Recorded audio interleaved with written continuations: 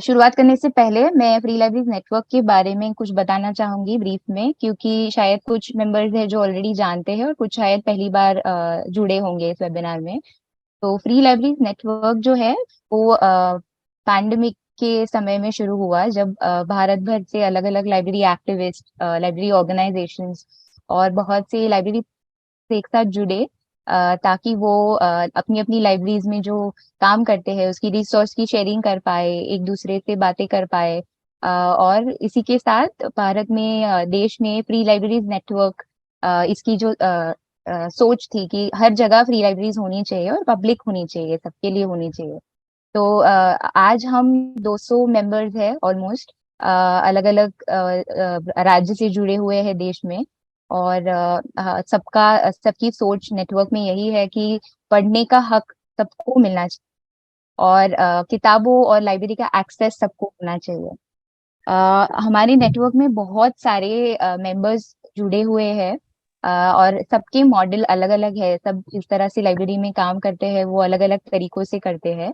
पर सोच जरूर ये है कि अपनी लाइब्रेरी प्रैक्टिसेस और हमारा जो भी काम है उसके तहत, धर्म हो, जात हो, लिंग हो, सेक्सुअल ओरिएंटेशन हो, डिसेबिलिटी हो, इन वजह से जो बाधाएं लोगों को ज्वाइन करने में आती है, लाइब्रेरी में आने में आती है, उस पर हम मात करने का काम करें, और लाइब्रेरी सबके लिए हो इसकी कोशिश करते रहे।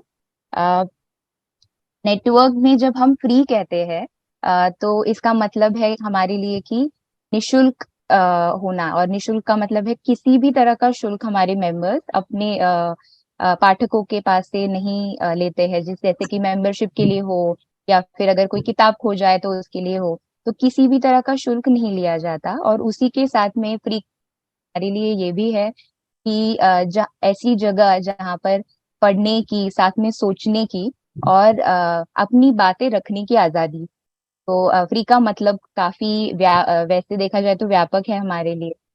अ, इसी के साथ सबको किताबों का एक्सेस हो, सबको किताबें मिले, संसाधनों की कमी की वजह से कोई पाठक किताब ना एक्सेस कर पाए, लाइब्रेरी ना जा पाए, ये ना हो, इसलिए फ्री लाइब्रेरीज नेटवर्क के द्वारा एक बुक्स फॉर ऑल प्रोग्राम चलता है, जिसके तहत आज तक 35,000 से भी ज्यादा किताबें अलग अलग लाइब्रेरी मेंबर्स को जो नेटवर्क से जुड़े हैं उन तक पहुंची है। लाइब्रेरी में सबका स्वागत हो, लाइब्रेरी में सब अपना महसूस करे, अपनी जगह महसूस करे, इसके लिए हम सोचते हैं कि लाइब्रेरी प्रैक्टिसेस और करिकुलम बहुत बेहतरीन होना जरूरी है। जिसके लिए एफएलएन की करिकुलम कमेटी काफी बार ऑनलाइन ट्रेनिंग्स या फिर प्रत्यक्ष रूप में भी वर्कशॉप्स कंडक्ट करते हैं, जो सारे एफएलएन मेंबर्स को उसमें या फ्री में अवेलेबल होते हैं। कोई चार्जेस या कोई किसी भी तरह का इन्वेस्टमेंट नहीं होता है।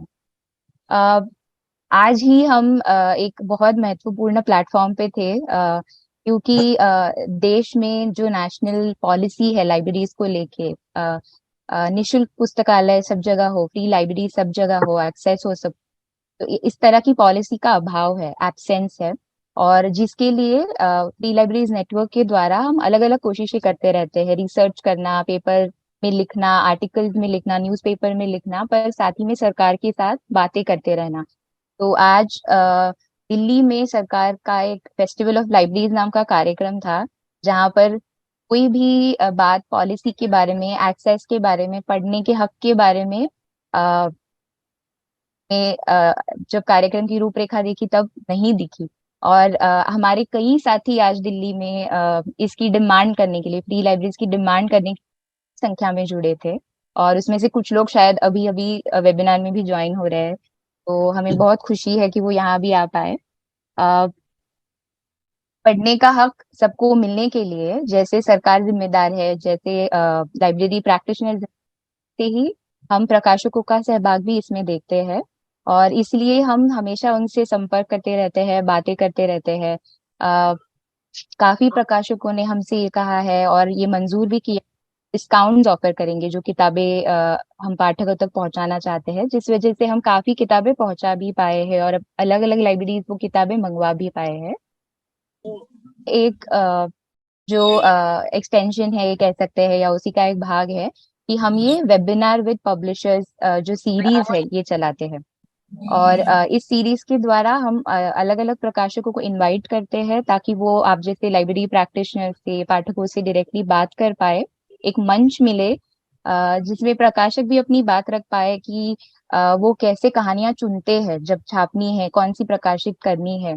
और साथ ही में पाठक और लाइब्रेरियंस उन्हें ये बता पाए कि अ, किस तरह की किताबें पढ़ना पसंद की जाती है लाइब्रेरी, या फिर किस तरह की होना जरूरी है, कौन सी कहानियां मिसिंग है।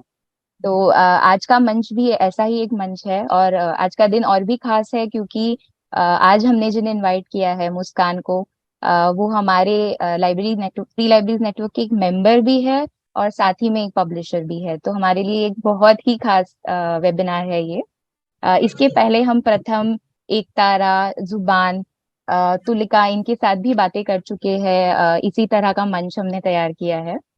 कुछ बातें बस वेबिनार शुरू करने के पहले, ये वेबिनार सबके लिए एक अच्छा अनुभव हो इसलिए शेयर करना चाहती हूँ। सबसे पहली बात, एफएलएन में हम मानते हैं कि किसी भी तरह का भेदभाव, नफरत की राजनीति या फिर किसी भी तरह का हेट स्पीच जो है, हम उसको एंडोर्स नहीं करते हैं, उसके लिए जीरो टॉलरेंस रखते हैं। तो इस वेबिनार में भी हमारी सारे पार्टिसिपेंट्स से यही अपेक्षा है कि आप इन्हीं वैल्यूज को ध्यान में रखते हुए अपनी बातें, अपनी भाषा, कमेंट सेंसिटिवली सबके सामने रखने की कोशिश करें।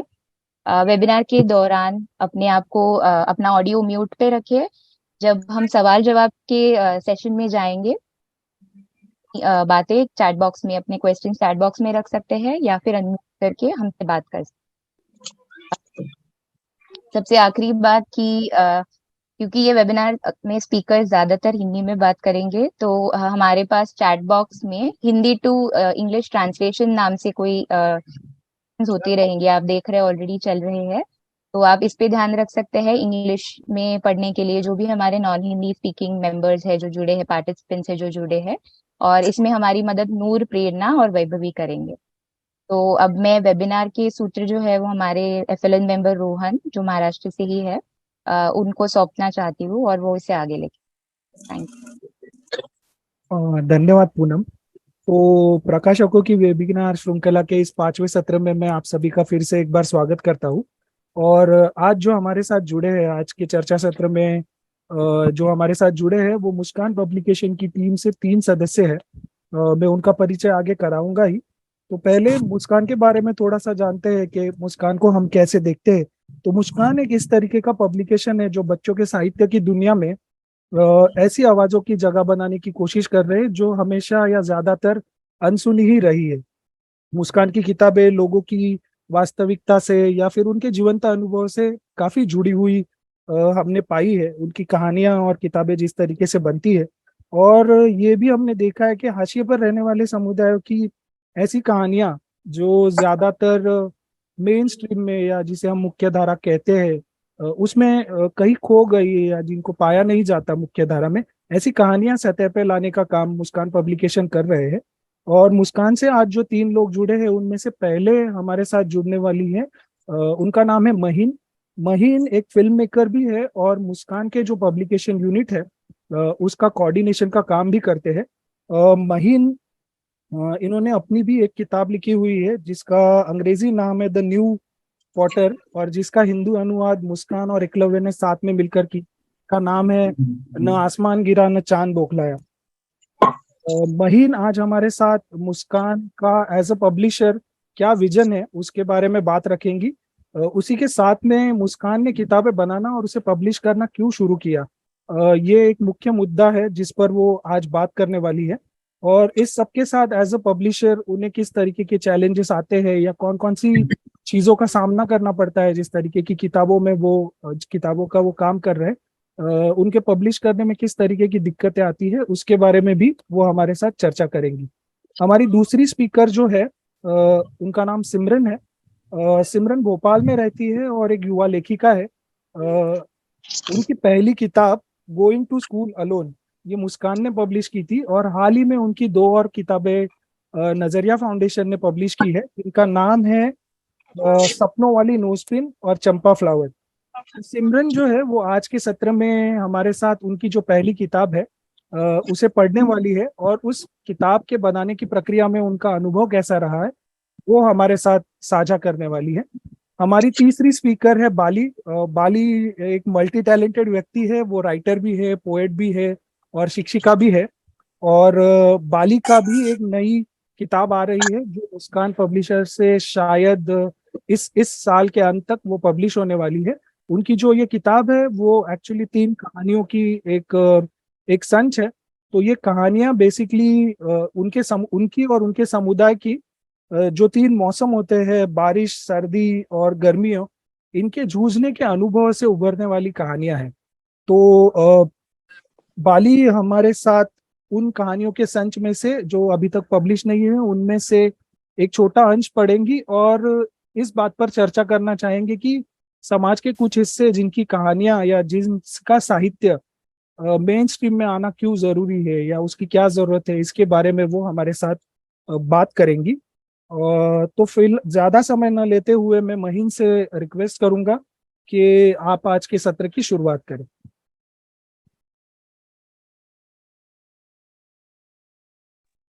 Thank you, Rohan. And thank you FLN ये वाला सत्र ऑर्गेनाइज करने के लिए। ये हमारे लिए बहुत ही खुशी की बात भी है और हम इसके लिए बहुत एक्साइटेड भी हैं। ऐसे इनिशिएटिव्स कम होते हैं एंड इसमें जुड़ना और इसमें अपनी बात रखना और लोगों से भी सुनना उनके क्या विचार हैं, इसको ये हमारे लिए बहुत स्पेशल है। मेरा नाम महीन है एंड मैं मुस्कान के पब्लिशिंग ग्रुप का हिस्सा हूँ। तो एक तो मैं आप लोग सबको भी बहुत बहुत धन्यवाद कहना चाहती हूँ कि आप लोग समय निकाले और इससे जुड़े। आई होप कि this will be a very enriching session हम लोग सबके लिए। शुरुआत में टू स्टार्ट ऑफ विथ मैं थोड़ा सा ब्रीफ कर देती हूँ आपको मुस्कान पब्लिकेशंस के बारे में। ये कैसे शुरू हुआ, कब शुरू हुआ और इसके पीछे की सोच क्या थी।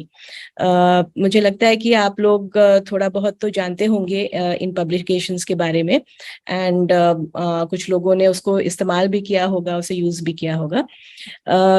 तो मुस्कान के पब्लिकेशंस जब शुरू हुए ये एक्चुअली 2007 में इसकी शुरुआत हुई। इसकी पहली कहानी जो थी वो इसी मौसम में लिखी गई थी। उसका नाम था बारिश का एक दिन। उस समय हमारे साथ साहित्य के बारे में चिंता करने वाले लोग एज वेल एज खुद लिखने वाले लोग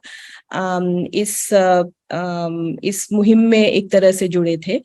क्योंकि हमें लग रहा था कि बहुत सारी कहानियां जो है, जो एज रोहन ने ऑलरेडी बताया भी है, कुछ खास संदर्भ से निकलती है और वो कहानियां हम लोग बहुत ज्यादा साहित्य के मतलब खास तौर से बच्चों के साहित्य में पा नहीं रहे थे। बारिश का एक दिन का चुनाव एक लेखिका जो शायद आप लोग सब उनके काम से वाकिफ ही होंगे, रिंचिन ने इसका चुनाव किया था। और ये कहानी एक बस्ती में रहने वाले बच्चे जैकी जकनोरे ने लिखी थी। वो कहानी का जो कंटेंट था उसने अपने बहन के बारे में लिखा था। और ये कहानी एक बहुत ही यूनिक तरह से जो अनुभव है बच्चों का बारिश को लेके बस्ती में, उसके बारे में था। ये कहानी चुनने और इसे पब्लिश करने के पीछे ये भी सोच थी कि मुस्कान का काम ज्यादातर शिक्षा के क्षेत्र में रहा है और जो समुदाय ज्यादा जिसके साथ वो काम करते हैं वो विमुक्त जातियों और ये अपने घुमंतु जातियों के साथ ज्यादा रहा है। इसके साथ आदिवासी समुदाय जो अभी शहर में रहने लग गए हैं एंड दलित और मुस्लिम समुदाय के साथ भी काम, क्योंकि ये सारे एक तरह से बहुत क्लोज प्रॉक्सिमिटी में रहते हैं बहुत सारे ये समुदाय।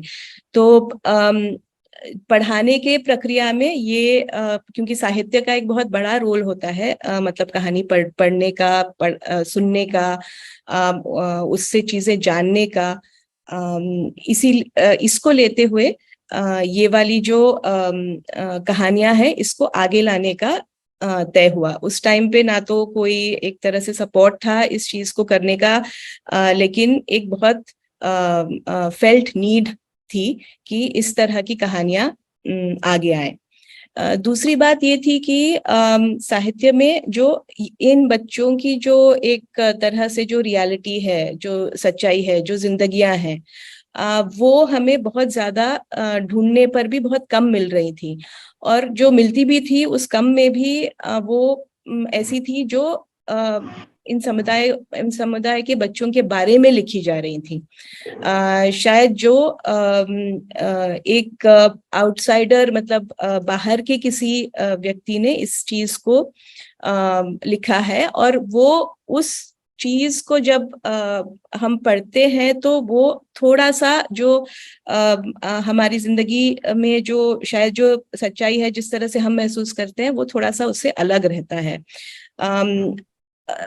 ये चीज को लेके तो मतलब एक चिंता मेरे ख्याल से लगभग सभी लोगों में है ही, कि किस तरह से मतलब जो कहानियां हैं उनको उनमें विविधता भी लाए, और जो लिखने वाले हैं उनमें भी, एंड ये बढ़ता रह रहा है और ये एक एनकरेजिंग चीज भी है।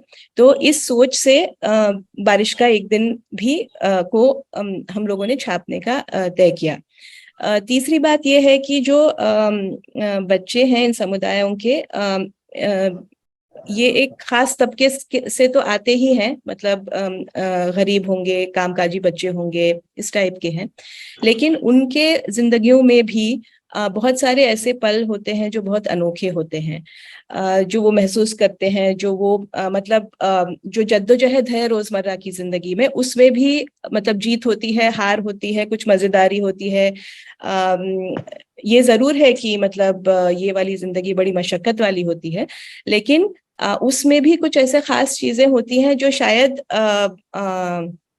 अगर हम उसको बाहर से देखें तो एक अफसोसनुमा कभी कभी चीजें बाहर के निकल के आती हैं, और फिर वो जो है उसको मतलब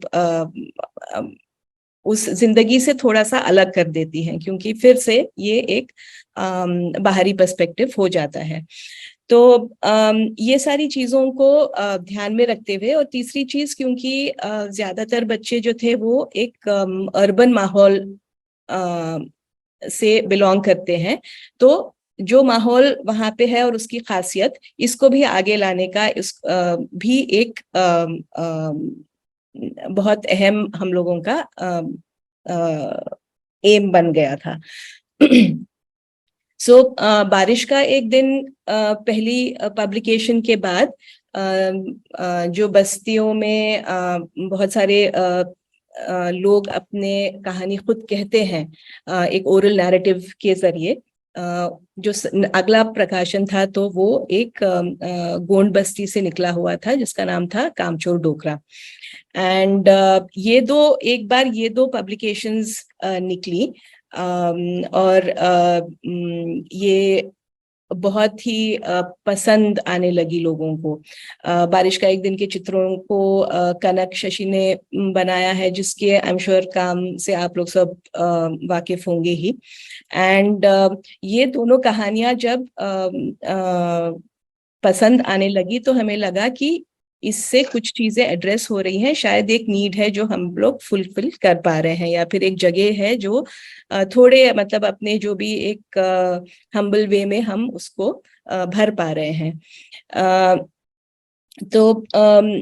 तो यहाँ से कहानी शुरू हुई, और इसके बाद ज्यादातर मुस्कान का काम जो है वो जो एकेडमिक मटेरियल है, एजुकेशन मटेरियल है, शिक्षा की सामग्री है, उसमें हम इसी चीज को फिर वापस दोहराते रहे। एंड एक चीज जो है, जो संदर्भ के बारे में बात कर रहे हैं, क्योंकि अभी के माहौल में और अभी के दौर में ऐसा चल रहा है कि कुछ हमारे इतिहास है, कुछ हमारे कल्चर है जो कि शायद उसे एक तरह से भुला देने का की मुहिम चली हुई है, उसे भी हमको लगा कि उसे भी एड्रेस करना है। तो हमारा जो लेटेस्ट पब्लिकेशन है नरम गरम दोस्ती, जिसे नीतू यादव ने लिखा है, उसमें आपको थोड़ा सा इसकी एक झलक दिखेगी। भोपाल, जो हम जिस शहर में रहते हैं, उसमें एक बहुत बड़ा इज्तिमा लगता है, तो उसके कुछ झलक आपको इस किताब में देखने मिलेगी। एंड तो संदर्भ दोनों टेक्स्ट का भी होता है, और संदर्भ हमारा जो है वो जो चित्र बनते हैं उसका भी रखने की कोशिश करते हैं। हाँ, ये जरूर है कि इसको करने के लिए जो प्रक्रिया हमें अपनानी पड़ती है, और जो पहली किताब जो रिंचिन ने जिससे शुरुआत की थी, उस प्रोसेस को एक ठोस बनाते हुए, क्योंकि वो प्रोसेस हमारे लिए बहुत इम्पोर्टेंट भी है, हम आगे चले थे उसमें। हमें लगा कि जब कोलैबोरेशन होता है, जब पब्लिकेशन का जो कोलैबोरेशन होता है, वो ऑथर, जो हमारे ऑथर है, वो जो एक खास तबकों से आते हैं, जो एक खास कम्युनिटीज से आते हैं, उनके बीच में, और जो चित्र बना रहे हैं उनके बीच में, लेकिन जो फाइनली जो किताबों को पढ़ेंगे, या जो हमारे लिए सब में महत्वपूर्ण ऑडियंस है, जो कि बच्चे हैं, उनके बीच में एक कोलैबोरेशन बनाते चलने का एक प्रोसेस हम लोगों ने इख्तियार किया। दूसरी बात ये थी कि जो पर्सपेक्टिव निकल के आता है कहानियों का, इन कहानियों में, वो हमें लगा कि वो बहुत जरूरी है कि उसमें जो एजेंसी है वो बच्चों की होनी चाहिए। तो चाहे वो मतलब हमारे बीच के बच्चों का ऑथरशिप हो, या फिर कोई ऐसे लोग हों जो कहानियां लिख रहे हैं बच्चों के लिए, उसका जो मेन जो सेंटर उसका होगा, वो बच्चों की एजेंसी होगी। क्योंकि मतलब शायद एज के चलते, शायद उनकी बात आगे रखने के आयाम कम हैं, तो उसमें उसको पहचानना और उसको आगे रखना, ये भी हमारे लिए बहुत इम्पोर्टेंट था।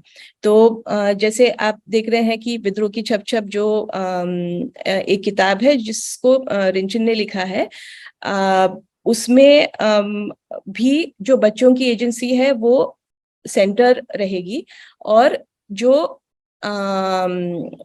और उसमें एक और खास बात यह है कि जो हमारी जो उसमें रोल है, वो भी उसको एक तरह से सवाल उठाती है कि हम जो बड़े लोग हैं, जो एडल्ट्स हैं, उनका बच्चों के साथ किस तरह का इंटरेक्शन है, और उनकी एजेंसी को हम कहाँ खत्म करते हैं, कहाँ शुरू होने देते हैं, कहाँ रोकते हैं, इसको लेके है। तो ये हमारे लिए एक और बहुत महत्वपूर्ण थीम रहा है कि बच्चों की एजेंसी बिल्कुल सेंट्रल रहे। जो निकिता धुर्वे ने जो कहानी लिखी है, स्कूल में कुछ सीखा और सिखाया, क्योंकि स्कूल फिर एक ऐसी जगह हो जाती है जहाँ पे सिर्फ सीखने का मौका ऐसा लगता है कि ये बच्चों को दिया जाता है, अगर वो दिया जाता है तो, लेकिन उसमें भी एक इंटरैक्टिव या फिर एक सीखने के साथ साथ कुछ उस जगह को देने या सिखाने की भी हम लोग रोल अदा करते हैं। और ये अगर बच्चे करते हैं तो इस चीज को हम आगे एनकरेज करें। ये इस शायद कहानी का मतलब बहुत सारी कहानियों का ये एक मूल्य रहता है। और बच्चों की आवाज को जब निखारने की बात आती है, तो जो कहानियां चुनी जाती हैं, जो कहानियां ली जाती हैं, वो शायद कभी कभी उस फॉर्म में नहीं होती है जहाँ पे वो एकदम छपने के लिए तैयार होती है। कुछ होती हैं, कुछ ऐसे होती हैं, जैसे कि जब हमने राखी के लड्डू नाम की जो किताब हम लोगों ने छापी थी, तो उसमें जो कहानी लिखी थी, वो कहानी बिल्कुल ऑलमोस्ट छपने के फॉर्म में थी। और कभी ऐसे अनुभव लिखते लिखते हैं बच्चे जहाँ पे उसको थोड़ा सा और तराशने की जरूरत होती है। तो वो एज पब्लिशर्स वो वाला जो काम है फिर हम लोग उसको करने की कोशिश करते हैं। तो हमारे पास दोनों तरह के ऑथर्स होते हैं, एक जो बच्चे खुद कहानियां लिखते हैं और एक जो लोग उस कम्युनिटीज से होते हैं जो कि कोई इन लोगों के बारे में जो चिंता करते हैं या फिर कोई एक मार्जिनल कम्युनिटी से खुद बिलोंग करते हैं। ये हमारा एक तरह से प्रिंसिपल है कि इसको हम फॉलो करेंगे। राखी के लड्डू जो कहानी है वो एक बच्ची की है जो अपने माँ जो घरों में काम करने जाती है उसके बारे में लिखी हुई है। एंड हर कहानी में जैसे जो जो कहानियां हैं उसमें फिर जो वापस बताना चाह रही थी, खास बात यह है कि जो रेजिलियंस है इन समुदायों का, इन समुदाय के बच्चों का, ये अगेन उसको हम फोरग्राउंड या आगे रखने की कोशिश करते हैं। अब ये कहानियां हम कहाँ से लाते हैं, मतलब इन कहानियों को कहाँ से सोर्स करते हैं, कहाँ से ये कहानियां मिलती है। ज्यादातर पब्लिशिंग वर्ल्ड में जो लिखते हैं या फिर जो वो अपनी कहानियां भेजते हैं और फिर वहां पे वो पब्लिश होती है। लेकिन यहाँ पे थोड़ा सा अलग, क्योंकि हमारा जो ऑथर बेस है वो अलग है, तो एक अलग प्रक्रिया से फिर हम ये कहानियां ढूंढते हैं। कभी कभी बच्चे खुद जो क्लासरूम में जो लिखते हैं किसी टॉपिक पे या फिर किसी खास अनुभव के बारे में, ये कहानियां वहां से निकल के आती हैं। कुछ ऐसे जो समुदाय हैं बहुत सारे जो जहाँ पे उनके उनके खुद की कहानियां हैं, उनके खुद के फोक स्टोरीज हैं, उनके खुद के नैरेटिव है, जैसे कामचोर डोकरा में आपको दिखेगी, एंड जो अभी आने वाले प्रकाशनों में भी मुस्कान के आपको देखने मिलेगी। एक ऑलरेडी जो गन्ने का बंटवारा नाम की कहानी है, वो एक पारधी समुदाय की महिला बहुत ही मजेदारी से सुनाती है। तो ये वाले ज्यादातर वो जगह होते हैं जहां से हम ये कहानियां लेने की कोशिश करते हैं। और एक जो हम लोगों ने पाया कि कभी कभी टीचर्स भी ऑब्जर्वेशन जब करते हैं तो कुछ कहानियां वहां से निकल के आती हैं, और कुछ जैसे बाली की कहानी जिसका वो एक छोटा सा हिस्सा सुनाएगी आज हमें, रिफ्लेक्शन या फिर उसकी यादें हैं पिछली, या फिर उसके जो मेमोइर्स हैं या फिर उसकी जो डायरी का हिस्सा है, वो भी ये एक स्रोत बनती है जहां से ये कहानियां निकलती हैं। इसके अलावा एक बार कहानी चुनी जाए तो जो आगे का प्रोसेस होता है वो एक बार सिमरन अपनी कहानी पढ़ ले और उसके बाद हम और उसके बारे में चर्चा करेंगे। सिमरन की कहानी ओरिजिनली हिंदी में लिखी है उसने, तो वो हिंदी में पढ़ के सुनाएंगी। और कहानी का नाम गोइंग टू स्कूल अलोन है। सिमरन थोड़ा सा हमें पढ़ के बता।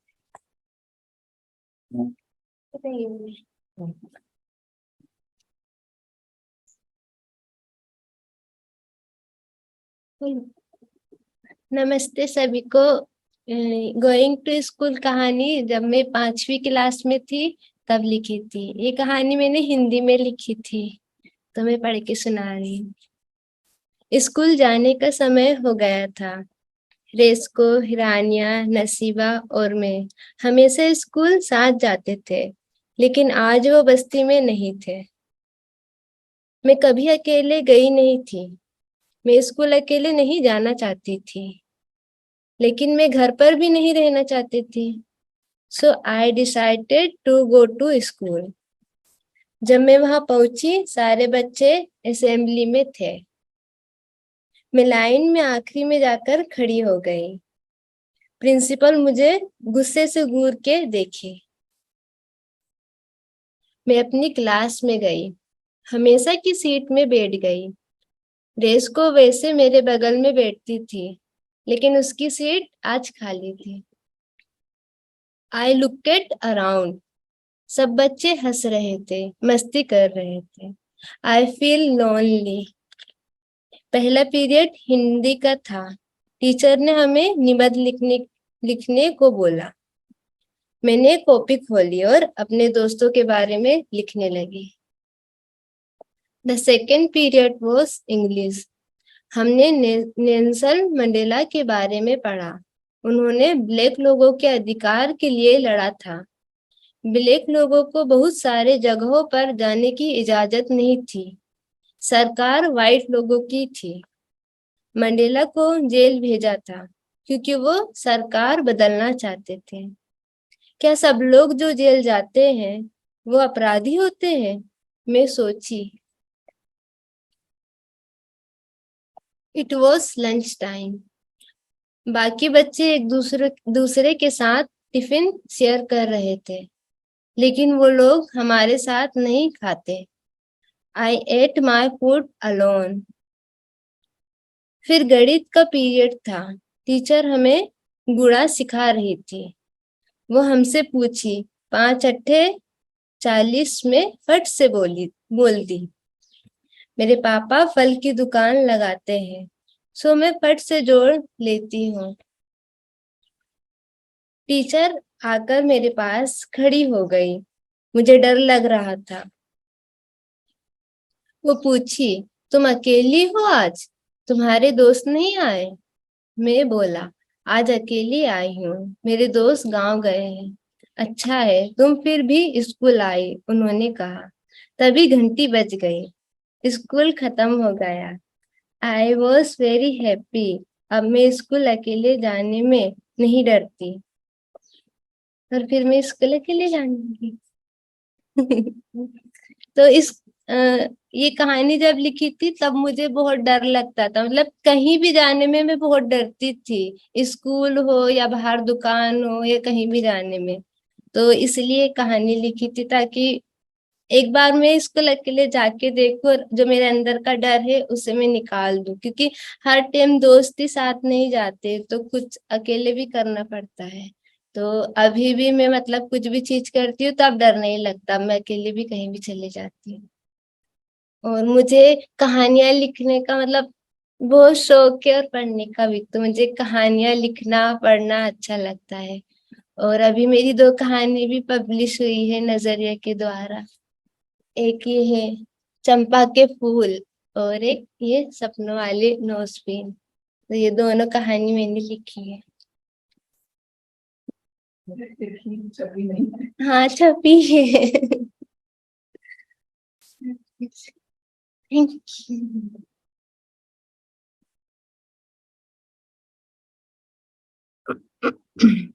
तो ये सिमरन थी, और सिमरन हमारी बहुत यंग ऑथर भी थी, और अभी बड़ी होके कंटिन्यू कर रही हैं कहानियां पढ़ना, कहानियां लिखना।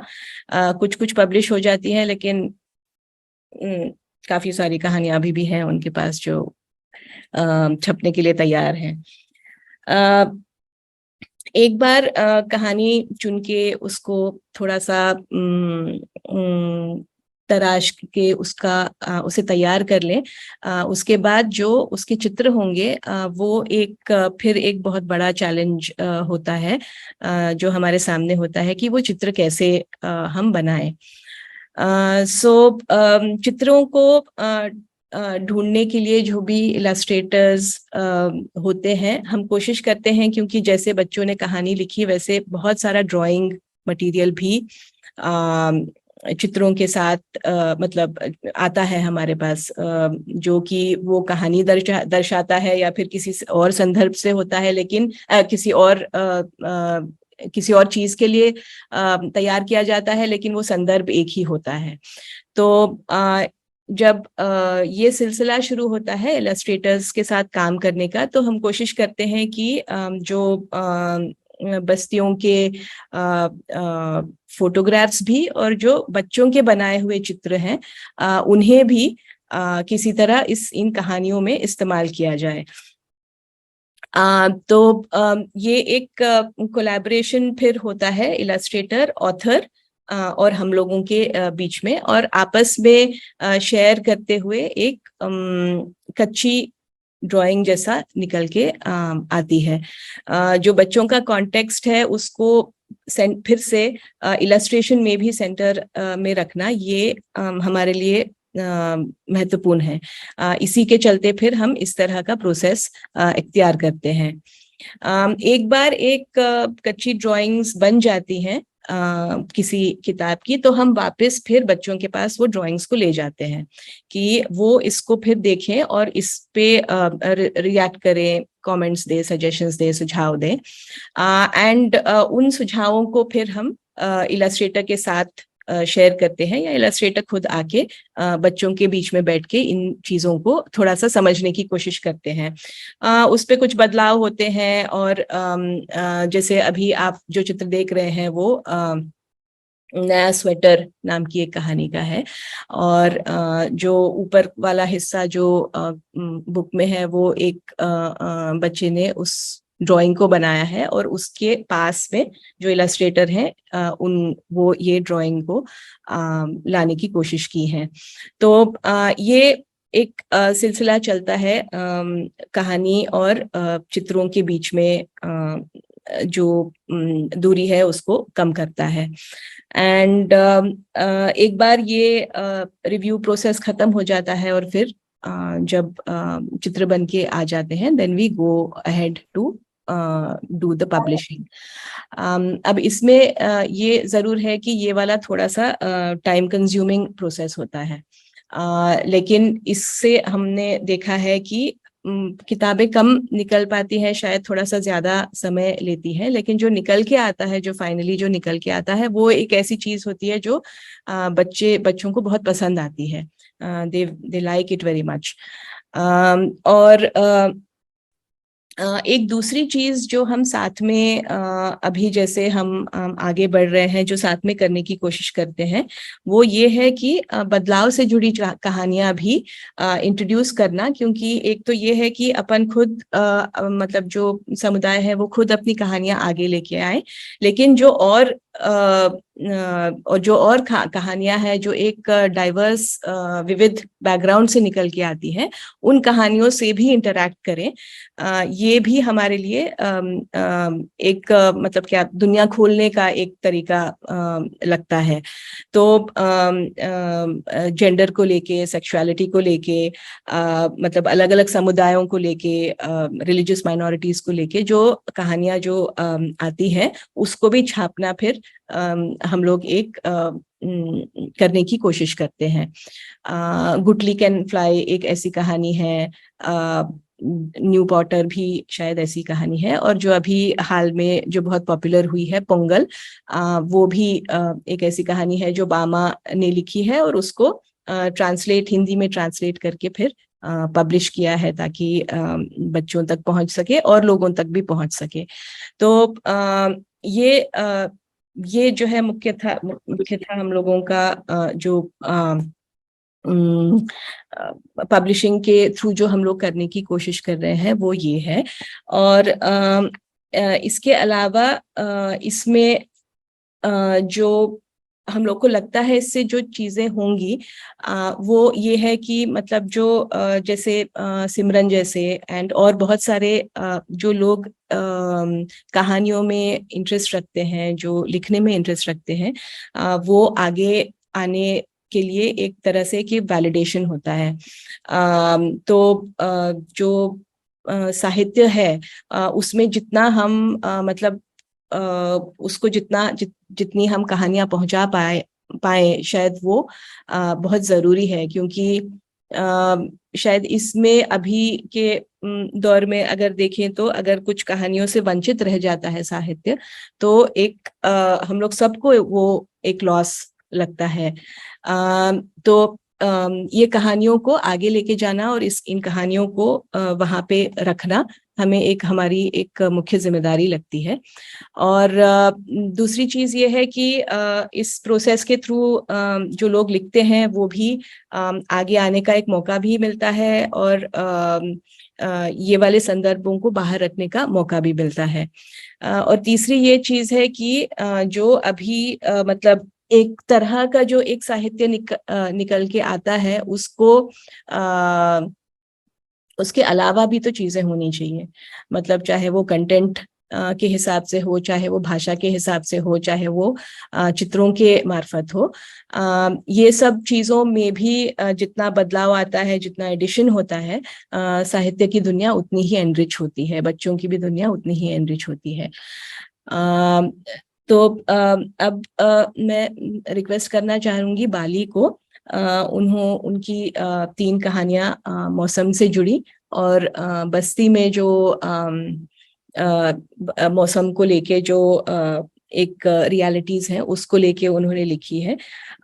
नावा पुनाल डेरा नाम की उनकी जो बारिश के बारे में कहानी है, उसका वो एक छोटा सा हिस्सा हमको पढ़ के सुनाएंगी। ये हम लोगों ने उनसे रिक्वेस्ट किया था एंड हम लोग बहुत उनके शुक्रगुजार हैं कि उन्होंने, अभी ये कहानी पब्लिश नहीं हुई है, तो हम लोग शायद पहले ऑडियंस होंगे जो इसका एक छोटा हिस्सा एक अनपब्लिश स्टोरी का सुन रहे होंगे। Thank you very much Bali. And Bali अभी उनकी कहानी पढ़ के सुनाएंगी, कुछ हिस्सा पढ़ के सुनाएंगी। हाँ, कुछ। मेरा नाम बाली जगत है और मैं मुस्कान में काम करने के दौरान ये कहानियां और ये सब लिखने की शौकीन रही हूँ। और ये जो जरूरत है मुझको तभी लगी जब हम लोग स्टूडेंट होने के दौरान कुछ कुछ कहानियों का अनुवाद करते हुए हमारी बस्तियों में जाके लोगों को सुनाते थे। तो उसी दौरान लगा कि अपने लोगों की और अपने बच्चों के लिए भी कुछ कुछ चीजें होनी चाहिए जो लगे कि हमारी वाली फीलिंग जो देती है। तो मैं एक छोटा सा हिस्सा पढ़ के बता रही हूँ। रात भर तेज बारिश हुई पर हवा तेज नहीं थी, जिस कारण ज्यादा परेशानी नहीं हुई। फिर भी दाई को इतनी ज्यादा चिंता थी कि दाई शायद जागी रही और मैं सो गया। सूरज की धूप जब चारों ओर फैल गई, हम सब भी अपने छोटे से डेरे से निकल के देखे तो हमारा बड़ा डेरा पूरा का पूरा कीचड़ ही कीचड़ हो गया था। ऐसा लग रहा था कि हमारा छोटा डेरा भैंसों के नहाने वाले कीचड़ में ही बन गया है। हम सबके पैर कीचड़ के नीचे घुसे ही जा रहे थे। धूप तेज होते ही दाई फावड़े से डेरे की कीचड़ खींचकर निकालने लगी। दाई को देखकर उनकी सहेलियां आकर साथ में बारिश की बातें करने लगी। दाई ने पूछा, चिलचिल भाभी, तुम्हारा डेरा तो नहीं टपका कल? चिलचिल बोली, देख उधर, गमला, अड़का, डिब्बी, कुप्पी, बाल्टी और बटकी भी भरी पड़ी है। रात भर उठ उठकर बर्तनों का पानी फेंका है, नींद नहीं आई, अभी आंखें दुख रही हैं। चायरी बोली, मेरे डेरे की छानी तो बिल्लियों ने मांस मच्छी ढूंढने के लिए जगह जगह से फाड़ डाली है। चारों तरफ से पानी का झरना गिर रहा है, जरा देख, पानी का डबरा बना हुआ है और उसमें बच्चे खेल रहे हैं। बनफूल आजी भी उनकी बातें सुनकर चिल्लाई, इधर देखो, हैंडपंप से पानी लाने की जरूरत ही नहीं है, बर्तन कपड़े बारिश के पानी से ही साफ होएंगे। मैं छोटे डेरे को खोलते हुए सभी सहेलियों की सहेलियों की बात पर सोच रहा था, कैसे रात भर की परेशानी के बाद भी ये औरतें इतनी हंसी मजाक कर रही हैं और मुसीबत के ऊपर हंस भी रही हैं। कुछ समय बाद सहेलियां डेरे की सफाई करने चली गई। बहुत देर तक हम कीचड़ निकालते रहे। जैसे ही दाई ने बुआ को रास्ते में देखा, हमें कीचड़ फेंकने के लिए कहकर बुआ के पास चली गई। दाई ने बुआ को बोरा बिछाकर बिठाया और रात की बात बताने लगी। बुआ तो इतने पिए हुए थे कि बिना दाई की बात सुने ही खुद ब खुद बड़बड़ाते हुए बोरे में गिरे जा रहे थे। दाई ने दोहराते हुए फिर से बुआ को परेशानी बताने की कोशिश की, पर बुआ ने तो जवाब ही नहीं दिया। दाई को इस बार बहुत गुस्सा आया। उसने बुआ के हाथ को पकड़कर खींचा और बोली, पन्नी के लिए पैसे दे दे, फिर सोना जितना सोना है। हम सब आकर दाई के पास खड़े हो गए। बुआ ने हमें अपनी बंद हुई आंखों से देखा और आ किया और दोबारा सो गए। दाई हम सब बच्चों को सफाई देने लगी कि तुम्हारा बुआ बहुत नशे में है, ज्यादा थके हुए हैं, अपन सब उनसे सुबह ही पैसे लेंगे। दाई की बात सुनकर तो और चिंता हो गई क्योंकि अगर अभी डेरा नहीं बना तो कहाँ सोएंगे। अब तो बारिश से बचाने के लिए छोटा डेरा भी नहीं है। यही चिंता करते हुए मैंने दाई से पूछा, दाई अगर पानी गिरेगा तो क्या करेंगे। दाई से पहले बैसाखी नाजी बोली, अरे आज नहीं होगी, 3-4 दिन के बाद ही होगी। अब क्या करें। मुझको तो समझ ही नहीं आया, पर बैसाखी नाजी के अलावा भी सबने कहा, आज सच में बारिश नहीं होगी, आराम से सो जाओ, बाहर सो सकते हो। तो ये इतना सा छोटा सा हिस्सा है। अभी इसके जो आगे है वो शायद हम लोग किताबों के छपने के बाद ही इसका और अच्छे से मजा ले पाएंगे। तो ये जो कहानियां हैं इसके पीछे यही सोच थी कि ये इसकी जरूरत जो अभी कहानी में ही अपन लोगों ने देखी कि किस तरह से बार बार के हर साल के मतलब परेशानी में, जैसे हर बार की परेशानी है कि बारिश होगी, किसी के डेरे बने हैं, किसी के डेरे नहीं बने हैं। तो यही जो बार बार जो हालतें होती हैं तो वही दिक्कत को मतलब सामना करते करते लोग उस पर हंसने लगते हैं कि पानी भर गया है, झरना बह रहा है, पूरे बर्तन जो हैं पानी से भरे हुए हैं, उसी में बर्तन भी धुल गए, कपड़े भी धुल गए। तो किस तरह से ये जो जिंदगी चलती है और उसी में भी मतलब एक समुदाय का जीना होता है, तो वो लगातार इसके साथ चल रहा है। और इसमें लग रहा था कि एक तो इस तरह की कहानियां आती नहीं है और इस तरह की कहानियों को मतलब खोजने के लिए एक तो एक महसूसियत भी होती है कि अपन के ऊपर हो रहा है, नहीं हो रहा है, या फिर किसी से सुना है तो उसमें बहुत बारीकियां नहीं आ पाती हैं। तो यही सोच रहे थे कि जो जो घटनाएं हुई हैं, बचपन में भी हुई हैं, बीच में हुई है, या फिर अपने समुदाय के लोगों के साथ, या फिर जो बच्चे हैं उनके साथ, तो किस तरह से वो भी कहानी में आ पाए, ताकि जो एक लाइब्रेरी है उसमें हर तरह के बच्चे, जिस तरह से हम लोग बहुत सारे बच्चे एक साथ बहुभाषी बच्चों को पढ़ाते हैं, तो किस तरह से उन बच्चों के लिए भी अपनी चाहे भाषा हो, क्षेत्र हो, या फिर किसी भी तरह से जो अपने समाज से या अपने भाषा से जुड़ता है, वो किस तरह से कहानियां उनके लिए भी आ पाए, ताकि वो लाइब्रेरी में अपनी जो जरूरत की किताब है, जरूरत की मतलब एक जुड़ाव है, वो किस तरह से देख पाए। क्योंकि ये जो कहानी जब लिख रहे थे तो यही लग रहा था कि अपने जो बच्चे पढ़ाने के दौरान जब आए कि हर कहीं पर हिंदी या इंग्लिश की किताबें होती हैं, क्योंकि उसके अलावा जो लाइब्रेरी होती है उनमें कई भाषाएं होती हैं पर वो दिखती नहीं है या फिर आती नहीं है, क्योंकि 2 ही भाषा चलती है ज्यादा से ज्यादा, और बाकी जो भाषा है वो कहीं दिखती नहीं, शायद लिपि नहीं है इसलिए भी, और कोई उसको पढ़ता नहीं है इसलिए भी। तो कई बार बच्चों से आता है कि अपने वाले लोगों के जैसे चित्र बन जाते हैं, मतलब समुदाय के ऊपर या कहीं किसी भी किताब में बस्ती के चित्र बन जाते हैं, बस्ती की बातें हो जाती हैं, पर भाषा एक तो आती नहीं है। तो ये भी लिखा हिंदी में है, पर कोशिश की है कि कुछ कुछ भाषा अपनी भाषा की आ जाए, कुछ डायलॉग ऐसे हो जाए जो याद दिलाए कि अपनी भाषा भी इस जगह पर मौजूद है, जो किताबों में आ जाए। तो ज्यादा किस तरह से बच्चे ये सवाल नहीं करे कि अपने भाषा को कोई नहीं जानता, ना ही किसी को पता नहीं है कि अपनी भाषा भी होती है। क्योंकि कई बार जैसे मैंने भी लाइब्रेरियां देखी है, कहीं गए हैं, कहीं बात होते तो क्या भाषा है, कौन से लोग हैं, क्योंकि जब आदिवासी बोलो तो सिर्फ एक ही आदिवासी और एक ही भाषा को भी जानते, पर इतना नहीं जानते कि कोई लोग होते हैं, तो क्या होती है ये भाषा, कहाँ पर रहते हैं। क्योंकि जैसे हम लोग जंगल से मतलब पलायन करते करते शहरों में आ गए, पर ऐसा लगता है कि शहरों में ज्यादा ज्ञान है, पर जैसे कोई बोलता है कि आदिवासी कौन है या फिर क्या भाषा है, कहाँ की भाषा है। तो ये जो सवाल होता है कि शहर में सब कुछ होता है, तो ये शहर में सब कुछ नहीं होता है। तो ये एक शुरुआत हम लोग करना चाह रहे हैं कि कैसे भाषा किताबों से और फिर ये लाइब्रेरी के दौरान ही धीरे धीरे बढ़े, और कोशिश ये भी करना है कि कम से कम पूरी किताब एक दिन पूरे भाषा की हो, ताकि भाषा एक तो विकसित भी हो सामने अपने लिए भी और अपने लोगों के लिए भी, किस तरह से ये जरूरी है और उसकी एक पहचान जो है उसको वास्तविकता मिले। और साथ में ये सोच रहे थे कि जो अपनी भाषा की जो खुशी होती है, खासकर जो लाइब्रेरी में देखते हैं, जब हम लोग लाइब्रेरी लगाए थे मुस्कान में और वहां पर जब कॉर्नर लगाए थे और पूर्णाल किताब मावा किताब वाला जो एक छोटा सा एक ही 2-3 शब्द का एक लिखा हुआ लिखित में मिला उनको, तो बच्चे बहुत खुश हो रहे थे कि अपना वाला है या अपनी है, तो कितनी चीजें अपनी है उसको पहले पढ़ना। जैसे बाकी की लाइब्रेरी भरी है, पर अगर अपने समुदाय के हैं और कोई छोटा सा हिस्सा भी अपने से भाषा से या फिर क्षेत्र से जुड़ रहा है, तो उसको किस तरह से खुशी से उसको लेना।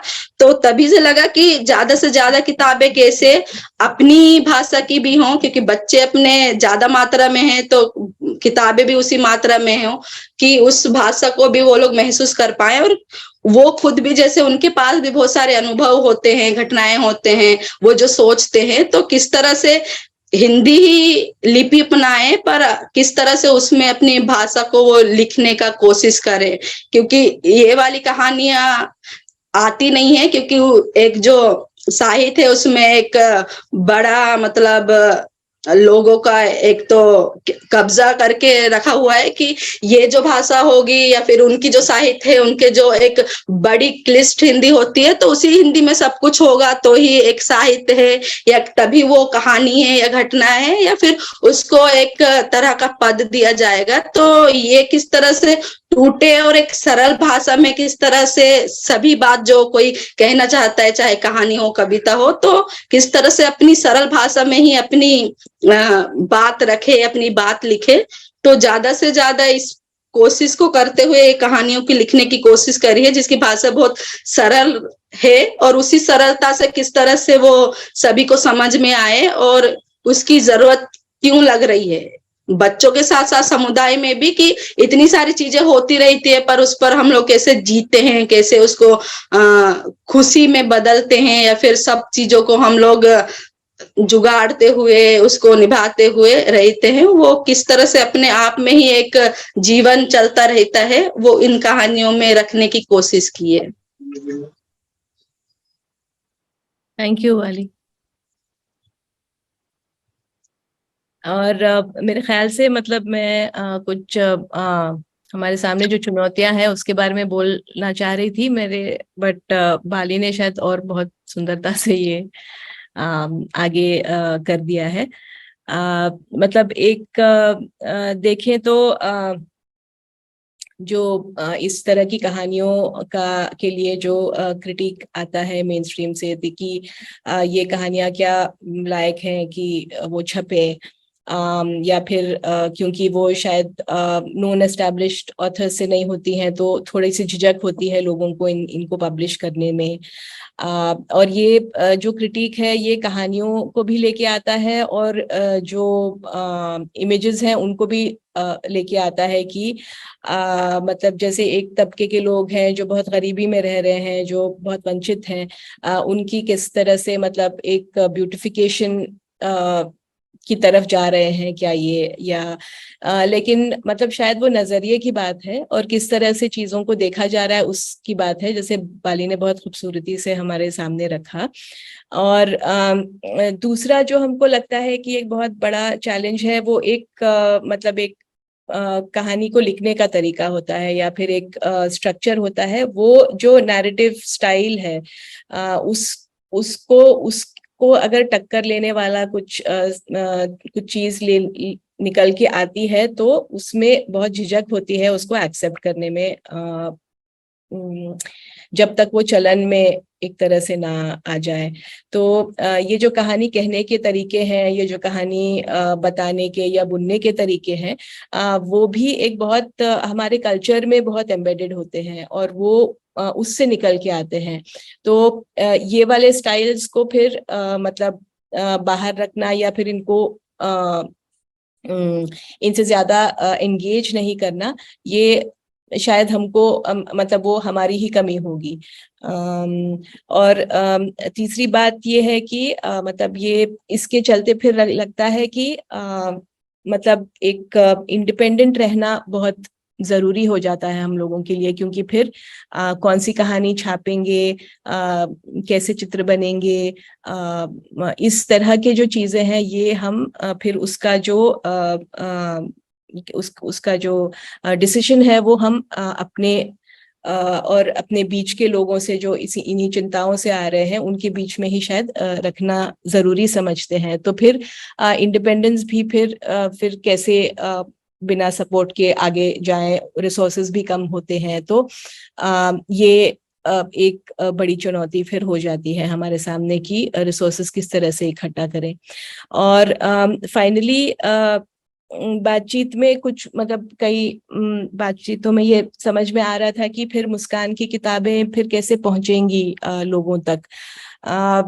जो मार्केटिंग है वो एक थोड़ा सा अलग सा ही जानवर होता है। वो जैसे या तो मतलब अभी हमारे या तो आप उसको थोक में बहुत सारी किताबें हम बाहर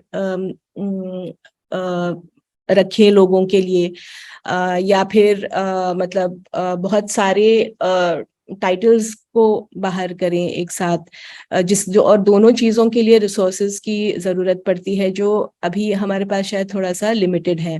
लेकिन एक चीज जो हमारे लिए हमेशा काम कर गई है वो शायद इस तरह के प्लेटफॉर्म्स हैं जहाँ पे लोग खुद ढूंढते हैं, क्योंकि कहानी कभी कभी जो लोग इंटरेस्ट लेते हैं और वो हमारे लिए शायद ज्यादा जरूरी लोग हैं जो ढूंढते हैं अच्छी कहानियों को, कहानियां जो अलग अलग चीजों के बारे में हमें इन्फॉर्म करती हैं, कहानियां जो अलग जगहों से आती हैं। तो इस तरह से जब लोग ढूंढते हैं तो फिर वो हमें ढूंढ ही लेते हैं, हमारी किताबों को उनको वो हाथ लग ही जाती है। तो इस तरह से भी हम इसको देखते हैं। और ये शायद ये सवाल शायद केवल हम लोगों के जूझने का नहीं है, ये हम सब के जूझने का है। मतलब आज जो इस सत्र में जुड़े हैं कि कैसे हम ये कहानियों को किस तरह से और आगे लेके जाएं, इनको किस तरह से इसको किस तरह से देखें, और इसको ना कि केवल एक मुस्कान पब्लिकेशन की तरह देखें, बल्कि कि ये एक ऐसी चीज है जो शायद साहित्य में इस तरह की कई सारी और चीजें होनी पड़ेंगी इसे आगे बढ़ाने के लिए। और इसके साथ मैं अपनी बात खत्म करती हूँ, लेकिन उससे पहले हमारे साथ ब्रिजेश हैं जो FLN मतलब मुस्कान FLN का मेंबर भी है। तो उनसे मैं रिक्वेस्ट करूंगी कि वो एक दो बातें शेयर करें उनके अनुभव के बारे में भी इस नेटवर्क का हिस्सा होने के बतौर। ब्रिजेश जी जी महीन मैं हाँ थैंक क्या यू। तो आपका थैंक यू महीन, और आई थिंक रोहन और पूनम आपका भी शुक्रिया। एक तो ये था कि जो सत्र के शुरू में ही महीन ने आपको बोला कि मुस्कान के साथ ही सत्र करने के लिए हमें आपका बड़ा शुक्रिया। दूसरा ये था कि महीन ने मुझे बोला कि चूंकि मुस्कान FLN का एक मेंबर भी है और काफी समय से जब FLN का बहुत शुरुआती शोध जब चल रही थी लॉकडाउन के टाइम पर, उस टाइम से ही मुस्कान इस मुहिम से जुड़ा रहा। तो मुझे ये समझ में आ रहा था कि एक बड़ा इनिशिएटिव था उस टाइम पर, क्योंकि जब हम लोग बहुत छोटे छोटे प्रयास कर रहे थे बस्तियों के अंदर में कैसे किताबें बहुत सारे बच्चों तक पहुंच सके, क्योंकि स्कूल बंद थे और स्कूल के साथ साथ कोई बस्तियों में जाने के लिए तैयार नहीं था, और बस्तियों के साथ साथ जो कोई भी बच्चे जो स्कूल से दूर थे वो किताबों से भी दूर थे। तो उस दौर में किताबें कैसे लोगों तक सहज आसानी से उपलब्ध हो सकती हैं, उस सोच के साथ ये एक FLN का नेटवर्क शुरू हुआ और मुस्कान इसमें पार्ट रहा। और इसमें सबसे खास बात मुझे ये लगी कि जब हम लोग इससे जुड़े तो बहुत सारी डिस्कशन एक तरह के चल रहे थे कि किस तरह से हम बस्तियों में जा रहे हैं, क्या क्या रिसोर्सेज हो सकते हैं। तो कुछ सॉफ्ट मटेरियल भी यहाँ पर डेवलप करके लोगों तक पहुंचाने की कोशिश हुई, जो कहानियां व्हाट्सएप के मार्फत बच्चों तक और बच्चों के ग्रुप तक पहुंचाई जा सकती थी। तो वो एक दिशा उस दौर में मिली, तब की बहुत मुश्किल था लोगों का घरों से निकलना। और तो एक चीज समझ में आई कि वो एक मददगार रहा, वो एक सोच बनी उस दौर में। और इस नेटवर्क से भी समझ में आ रहा है कि बहुत अलग अलग हिस्सों में, देश के बहुत अलग अलग हिस्सों में लोग बहुत मुश्किल से मुश्किल परिस्थितियों में, कम से कम संसाधनों में ये लाइब्रेरी की किताबें बच्चों तक पहुंच सके उसकी कोशिश कर रहे हैं। और FLN उसको एक तरह से लीड कर रहा है, क्योंकि बहुत सारे साथी जिनके पास रिसोर्सेज नहीं है, किताबें नहीं है, बहुत अच्छी किताबें तक पहुंच नहीं है, तो वहां तक वो किताबें भी पहुंचाने का काम कर रहे हैं। और बहुत सिलेक्टेड किताबें हैं।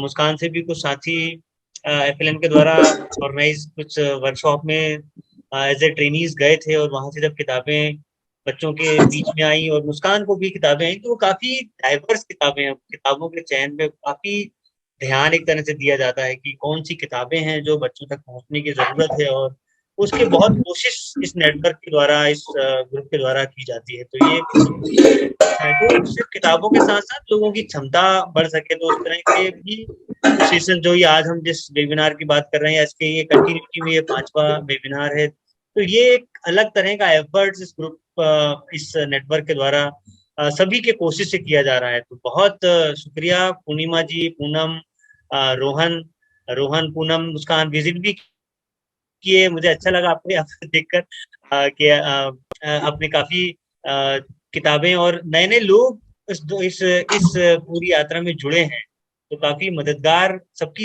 एक समझ बनाने में मददगार रहा है ये पूरा नेटवर्क।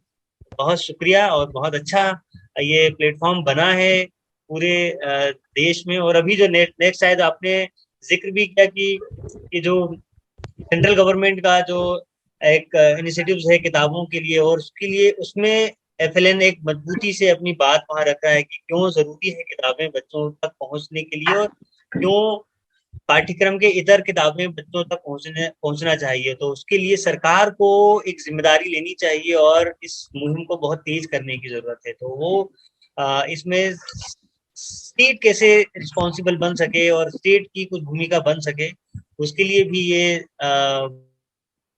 तैयारी और एफर्ट्स चल रहे हैं। तो ये बहुत बहुत काबिल तारीफ है। Thank you. धन्यवाद ब्रिजेश भाई।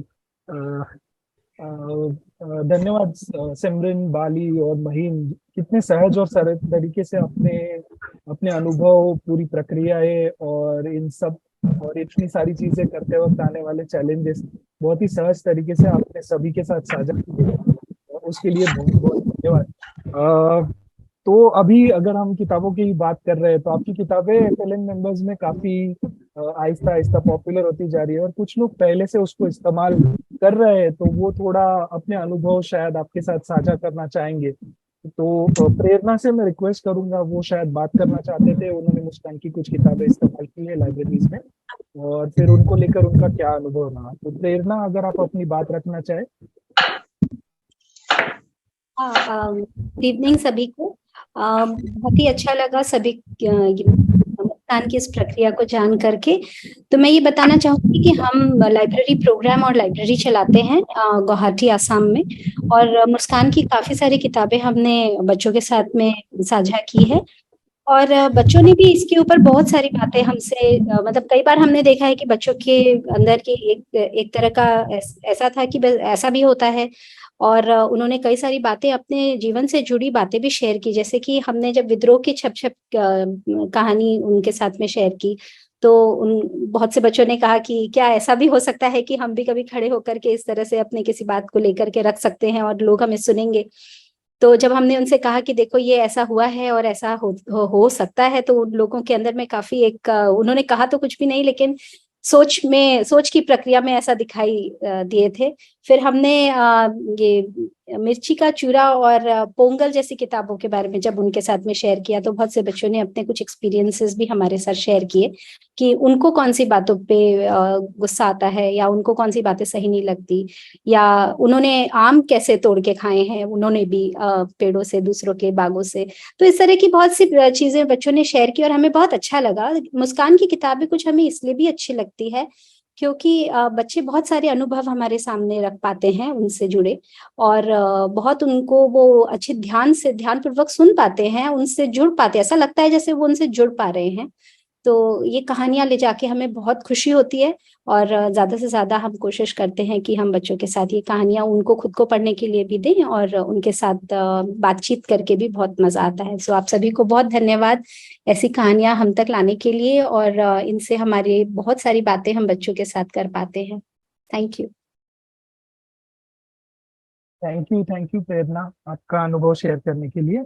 और शांति जो महाराष्ट्र से है, वो भी अपने समुदाय के साथ इस किताबों को लेकर, आपकी किताबों को लेकर काम कर रही है, तो वो भी अपनी बात रखना चाहती है। तो शांति प्लीज अगर आप शेयर करें।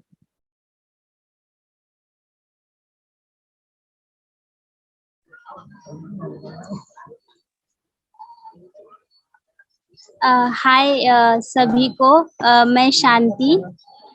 मैं यहाँ अपने गांव में बच्चों के साथ काम करती हूँ, और मैं जो किताब के बारे में बताना चाहती हूँ उस किताब का नाम है स्कूल में हमने क्या सीखा और सिखाया। हालांकि मुस्कान की सारी किताबें मुझे बहुत पसंद है, और हम बहुत सी किताबें पढ़ भी चुके हैं यहाँ बच्चों के साथ में अपने वाचनालय में। बच्चों को भी बहुत पसंद है। जैसे प्रेरणा जी ने कहा कि बच्चे उनके अनुभव बताते हैं, तो सेम हमारा भी वैसा ही अनुभव रहा। काफी मिलता जुलता अनुभव रहता है बच्चों का। बस्ती की कहानी है फिर भी जैसे अभी मैं जिस कहानी का मैंने जिक्र किया, स्कूल में हमने क्या सीखा और सिखाया, उसमें जो बच्चों की भाषा है उसके बारे में कहा गया है। तो हम भी हमारे गांव में, मैं आदिवासी समुदाय की कोरकू एक समुदाय है उसमें से आती हूँ, और हमारी गांव में 100% सभी घरों में कोरकू भाषा ही बोली जाती है। और मेरा भी खुद का अनुभव था जब मैं स्कूल पढ़ने गई, उसके बाद मैं बाहर भी पढ़ने गई, तब बहुत मुश्किल था मेरे लिए बहुत कुछ बातें समझ पाना।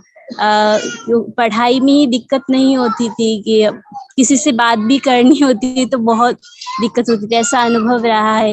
जब मैंने एक किताब पढ़ी तो मुझे बहुत पसंद आया कि मुझे लगा कि जैसे हमारे जो अनुभव है वो भी हम किताब में देख पाते हैं, और ये देख के बहुत अच्छा लगता है। तो मुझे बहुत पसंद है मुस्कान की किताबें। थैंक यू शांति। बानू, आप भी अपनी बात रखना चाह रहे थे, तो अगर आप शेयर करना चाहेंगे भी। Thank you, Rohan.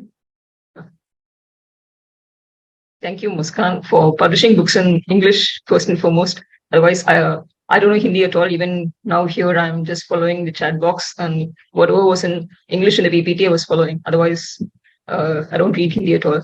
So here we don't have all the books yet by Muskan. We were using some of the books here, and recently we read Payal is Lost, and the children are so excited to know, like, it was created by children. The drawings. Are you able to hear me? Yes. The book was created by children, and some of the drawings in the front cover and the back cover pages was showing them. They were so happy to see children's drawings, and some of the places that children searched for their friend. Like, so some of them had seen rope walking, people do rope walking. So we were talking about like why they rope walk. So they is it easy to rope walk? And they were like, to earn money, and it's not easy. And we could discuss what is scrap and how these new buildings had come up in the place of an old basti. And so what is a clue? Like, they're not able to find a single clue. So what is a clue? And one 8-year-old child said, it's information. Like, many children said different things, like identification marks, something to find. And one child said information, tagawal in Tamil also. It was interesting. I didn't expect that at all. And they were so fascinated that children had created the book together. Some of their responses were also included in their drawings were there. And thank you for publishing bilingual books too. So we have access here in Tamil Nadu. Thank you so much. Thank you Banu. Pre library network के और एक member है ऋतु, वो अगर अपनी बात रखना चाहते हैं तो अभी बात कर सकते हैं।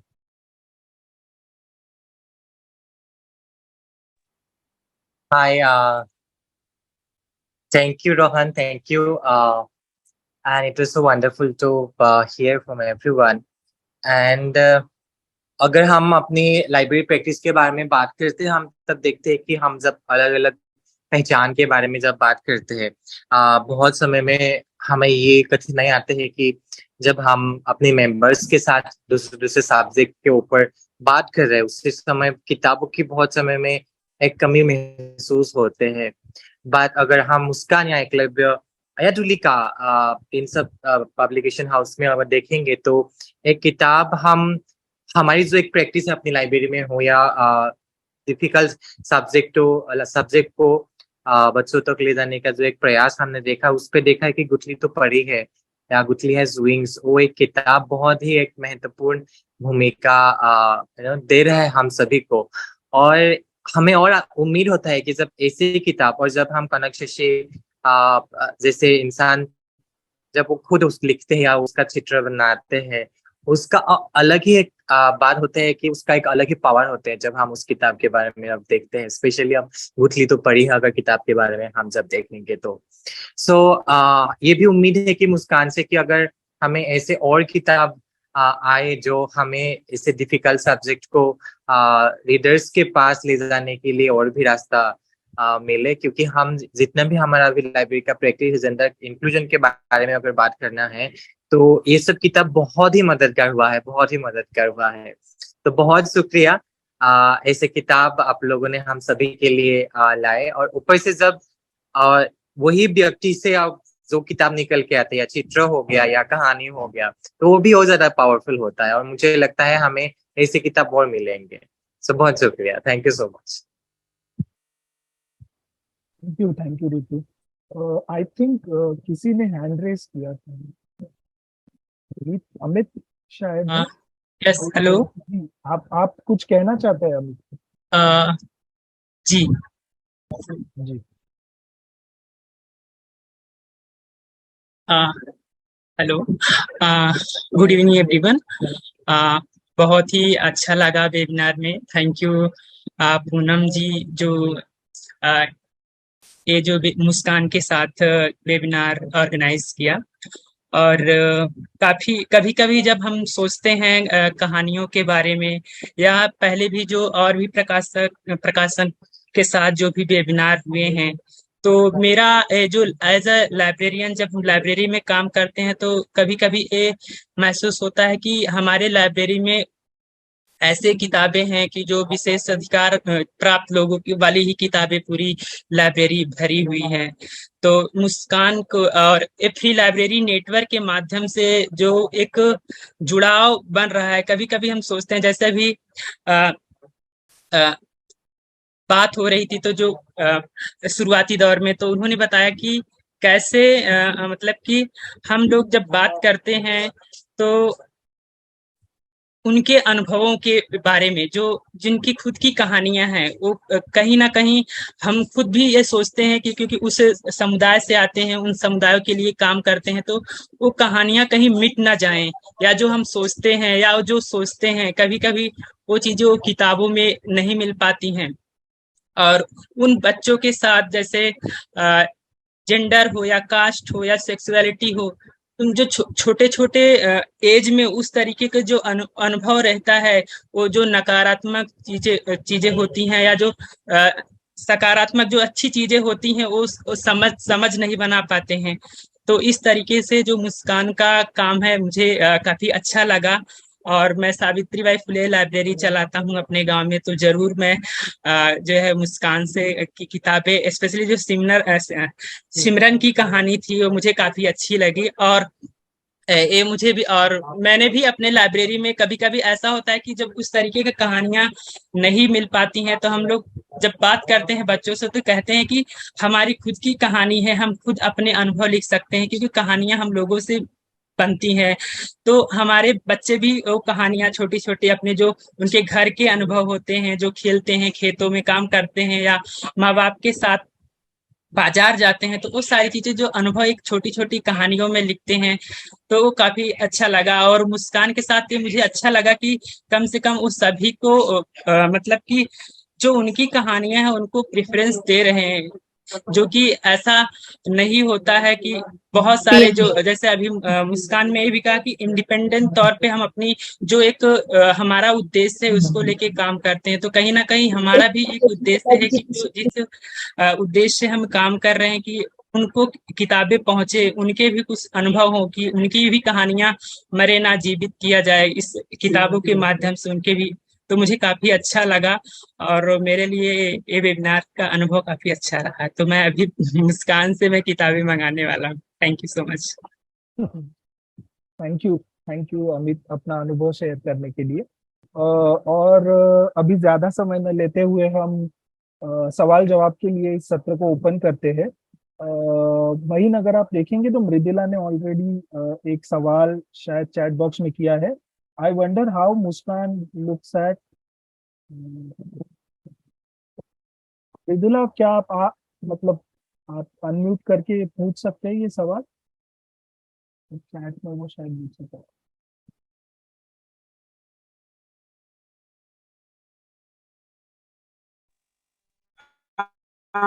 हेलो, मैं पूछ रही थी जिस तरह से आप ऋतुपर्णा ने भी उनके ने भी ये चीज जुड़ी थी कि जैसे आपने राइटर्स को ढूंढते हैं जो पब्लिशिंग में रेडिली आपको नहीं मिलते हैं, जो राइटर्स ये कहानियां लिख रही हैं उनकी जरूरत इस कहानी को एक्सप्रेस करने का, ऐसे अमित ने भी जैसे बताया और बहुत और भी साथियों ने बताया कि ये एक बहुत ही बड़ी जरूरत है। कुछ रीडर्स है जो ये कहानी अपना समझ के इसको अपना के अपनी जिंदगी में ज्यादा ताकत लाने के लिए इस कहानी से इन कहानियों से ताकत ले सकते हैं। तो आपके तरफ से कैसा कोशिश रहा है? आप काफी सालों से काम कर रहे हैं कि रीडर्स तक ये कहानियां पहुंचाने को। ऑफ कोर्स मैं ये कहूंगी कि आपके रीडर्स हमारे लाइब्रेरी में है, तो हम आपको ऐसे ढूंढे क्योंकि हमें पता था कि हमारे रीडर्स को ये कहानियां चाहिए। जब हमने देखा कि किसी किताबों में वर्किंग क्लास कैरेक्टर्स हैं, तो अक्सर हमने नोट किया कि ज्यादातर ये कैरेक्टर्स चाहे ये उनके लेखकों का पॉइंट ऑफ व्यू के वजह से था या पब्लिशर के या एडिटर से, जो भी हो, इन कहानियों में ये कैरेक्टर्स ऐसे बातें करते हैं या ऐसे अपने लाइफ परफॉर्म करते हैं, कभी रेजिलियंस का भी या कभी दुख का भी या कभी दुख से घिस के खत्म लाइक अपनी उम्मीदें खत्म करने का भी। इन सारे चीजों में हमेशा हमने नोटिस किया कि इन कहानियों का ऑडियंस, इन पात्राओं का मतलब होने का इस कहानी के अंदर इसका ऑडियंस कोई और है। मतलब अगर पायल खो गई है तो उस कहानी में एक उम्मीद महसूस होता है कि जो पायल है और जो पायल की साथियां हैं उनकी जो सारे एक्टिविटीज जो है, जो हमारे मेंबर्स के लाइफ के एक्टिविटीज हैं, जैसे रीडिंग भी, तो मतलब वो उस कहानी में महसूस होता है कि कहानी का रीडर पायल खुद है, कहानी का रीडर पायल की साथियां हैं। एंड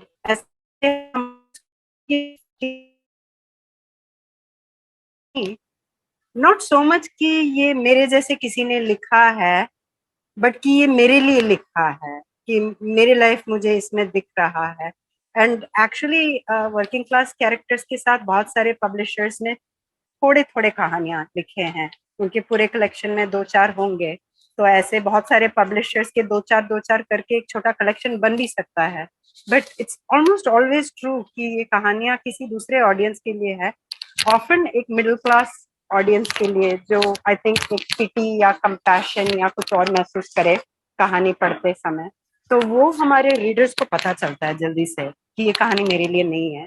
एंड समटाइम्स एक चीज है कि एक कहानी में थोड़ी एंगर है, तो उससे भी आई थिंक हमारे रीडर्स समझ लेते हैं frustration, Joy of course, resilience of course. Okay, that's it. Thank you आप लोग सभी को जिन्होंने शेयर किया। एंड हाँ, तो मृदुला, आपकी जो बातें हैं, मतलब रीडर को किस तरह से तय कर पाना, वो तो शायद थोड़ा सा मुश्किल होता है कि कौन एग्जैक्टली होता है। लेकिन ये जो आपका आपने जो अपने ग्रुप में शायद एक्सपीरियंस किया हो, वो बहुत सारा एक कॉमन एक्सपीरियंस रहा है। एंड वो प्राइमरली इसलिए है क्योंकि ऐसा कोई जो लोग ये कहानियां लिख रहे हैं या जो इस कहानी का कंटेंट है, वो लोग एक्चुअली हम सब हमारे आसपास हैं। एंड इसीलिए वो रिलेट इसको जल्दी से कर पाते हैं उनकी लाइफ एक्सपीरियंसेस से, क्योंकि मेनी टाइम्स ये वाले जो इन तबकों से जो लोग आते हैं, मतलब दलित, आदिवासी, मुस्लिम, ये सबको एक तरह से इनविजिबलाइज किया जाता है ना, मतलब इनविजिबल है ये वाले पॉपुलेशंस हमारे बहुत सारे middle class, upper caste scenarios में। तो लेकिन जब इस तरह के उसकी जो रिलेटेबिलिटी जो आप बात कर रहे हैं, वो इसीलिए भी है क्योंकि जो एक्सपीरियंसेस शेयर हो रहे हैं वो एक बहुत पर्सनल स्पेस से निकले हुए हैं, या एक बहुत एक कम्युनिटी के स्पेस से निकले हुए हैं। वो ये एक किसी मतलब एक इंफॉर्मेशन बतौर नहीं है, जो कि ज्यादातर हम जो मिडिल क्लास के ऑडियंसेस इस तरह के चीजों को जो देखते हैं, या फिर कि इट इज इंफॉर्मेशन, की वो जानना चाह रहे हैं कि ये क्या लाइक एक क्वेयर पर्सन या फिर एक ट्रांस पर्सन, ये क्या चीज है। तो ये एक इंफॉर्मेशन बतौर शायद उसको देखते हैं। वेरएस जब आप खुद अपने कहानी, अपने अनुभवों से लिखते हो अपने तो वो जो उसका सार होता है, या वो जो डूबा होता है उसके मतलब आपके अनुभव की चाशनी में, तो वो एक अलग ही चीज होती है, जो कि दरअसल मतलब वो चखने पे ही लोगों को समझ में आ जाता है कि अरे ये तो मैं हूँ।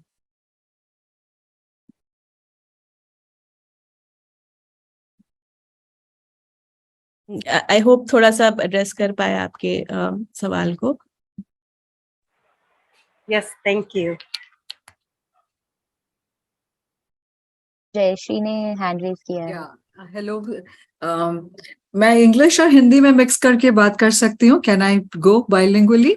It has been a very rich discussion, बहुत ही मतलब गहरा है। आई वाज जस्ट थिंकिंग, मतलब ये जो कहानियां बच्चे लिखते हैं, can it not come into a text books? मतलब ये उनकी आवाज एक कॉर्नर, हम जितना भी करें, हम छोटा, हमारा स्पेस बिल्कुल छोटा है, school system is so big.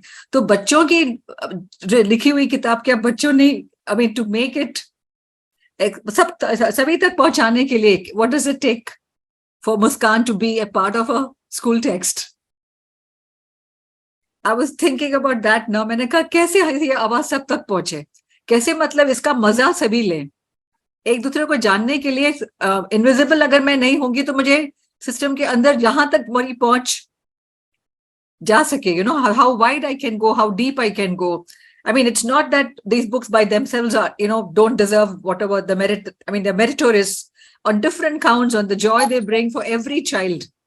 Okay, children are able to see that, you know, every child is able to see कि कहाँ तो मैं हूँ इधर, कहीं तो मैं हूँ, कहीं ना कहीं मेरी भी आवाज है इधर. So what does it take for us to, you know, put it there? मतलब मेरी ये सोच है. I thought I would just kind of share it. Yeah. Yeah. Thank you Jayshree. मतलब इट्स ट्रू. मतलब अब I don't know how to address this, like making entry into text books तो बहुत ही ज्यादा माउंटेनस टास्क लग रहा है, जबकि टेक्स्ट बुक से बहुत सारी चीजों को निकाला जा रहा है. So yeah we need to find some ways into that. कुछ तो रास्ता सोचना पड़ेगा अपने को.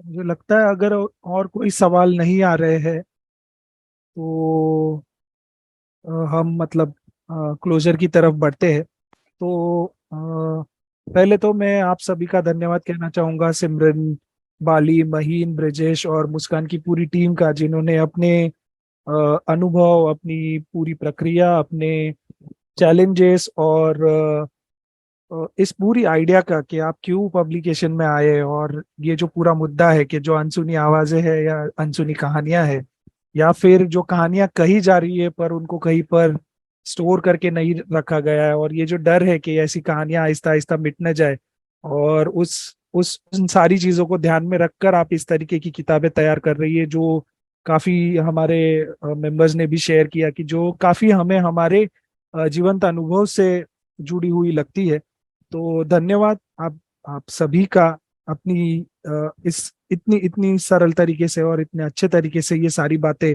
हम सभी के साथ शेयर करने के लिए। और ऑलरेडी हमने मुस्कान की मतलब लिंक शेयर कर दी है, और अगर आपको इनकी किताबों के बारे में और जानना है और जानकारी लेनी है तो आप डेफिनेटली उनको लिख भी सकते हैं।